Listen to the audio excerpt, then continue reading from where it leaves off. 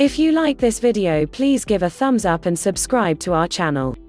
Hit the bell icon to be notified of new videos. The year was 1966, and the children of Westhill High School, in Melbourne, Australia, were going about their daily business and out playing in the schoolyard.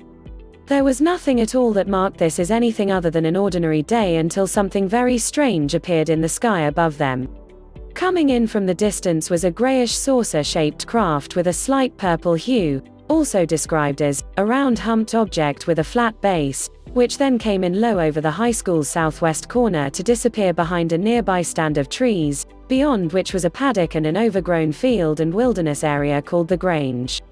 After a few moments, it then popped up over the trees again and moved off into the distance, with some witnesses later claiming that it was then pursued by what appeared to be several military aircraft, and the entire bizarre scene played out in front of over 300 students and teachers.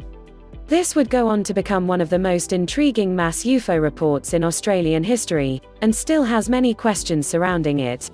Oddly, at the time not much was reported on the incident, despite the sheer number of witnesses. It was mentioned in only a few brief articles in the Dandenong Journal and The Age, which wrote it off as a weather balloon, and that was that. There were UFO researchers and journalists who tried to get more information, but strangely most of the witnesses were uncooperative and reluctant to talk about it, some outright refusing to meet with interviewers, and it turned out that all of the teachers and students had been told not to speak of the incident to anyone. On top of this, school authorities apparently did their best to deny access to the witnesses in the first place, and it seemed as if there was a drive to sort of brush it all under the carpet. However, over the years more and more of the people who saw that strange sight began to open up about it. As more witnesses came forward, a clearer picture began to emerge about what happened. It would be discovered that some witnesses had actually seen more than one of the objects, and that it seemed as if the military craft had been chasing any trying to engage them.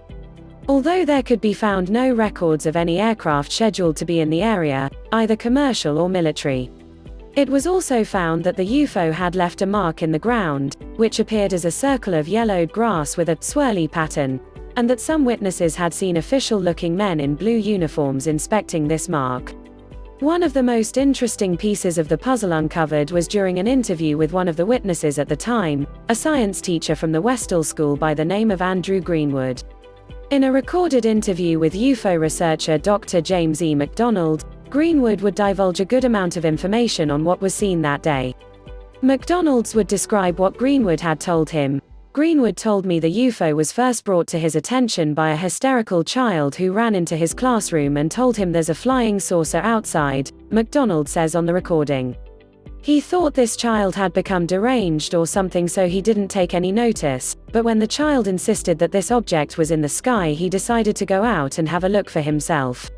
He called it the most amazing flying he had ever seen in his life.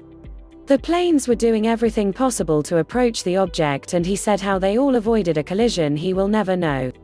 Every time they got too close to the object, it would slowly accelerate, then rapidly accelerate, and then move away from them and stop.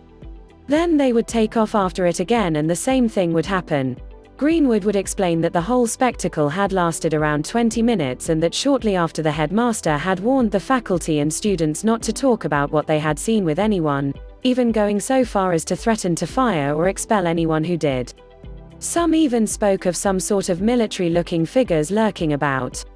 According to him, this was enough to get many of the witnesses to shut up about it all, and is one of the main reasons the whole story just sort of fell off the media's radar, only really being unearthed until years later. Yet, even now decades later, the witnesses have stuck to their stories and insist on what they saw, leaving us to try and figure out what it could have been. One idea is that it was just as the original articles stated, merely a weather balloon, or perhaps a high-altitude balloon used to test for radiation in the atmosphere, with one of these appear in the area at around the time of the incident. One notion is that it was a sort of practice target used by the military called a drogue, which would have been a nylon, tube-shaped object towed by one plane for other aircraft to chase and engage. This certainly seems plausible, but a major detail of the report is that the main craft descended to land in that field before taking off again, and there are no records of any sort of military aerial activities in the area at the time. There is also the theory that this might have been some sort of experimental aircraft, but the mystery has never really been solved, despite several documentaries delving into it, such as the 2010 Westall 66, a suburban UFO mystery. To this day one can still see an information board at the school commemorating the event, although it seems to be just as obscure a case as ever. What did these people see that day, and why exactly were they so reluctant to talk about it? Did the military have some hand in trying to cover this up? There are not many answers, and it remains a very curious mass UFO sighting that has been sort of mostly forgotten.